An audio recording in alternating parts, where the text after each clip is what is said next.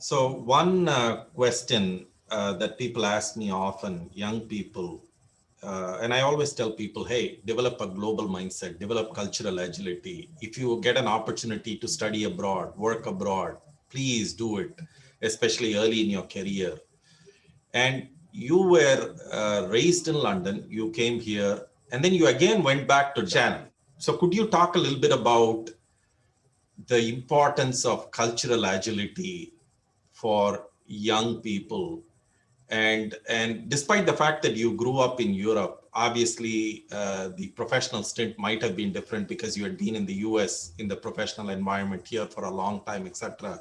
Was there a cultural adjustment for you in terms of working there?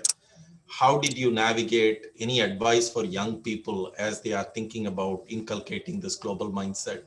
I think a lot of, it's sort of, I think there are a lot of people that are naturally perhaps more, adept at integrating, working across, different cultures, different nationalities. I know for myself that it's something that I always embraced and that, really enjoyed. The last role that I had, which on the aircraft leasing side, Sure. incredibly global business with offices of scale in Singapore and Dubai, obviously in Ireland and the U.S. and Yeah. Latin America. And for me, I just get an enormous amount of energy out of it, and I think that people really, appreciate and understand if you are trying to understand their culture. And the worst thing we could do, I think, is and I've got dual nationality between, as you know, between the U.S. and the U.K. Right. And I think the worst thing that you can do is just sort of try to force your particular, Correct. view of the world on other cultures. So, I mean, it's going to be interesting to see how the pandemic is going to change how people think about travel.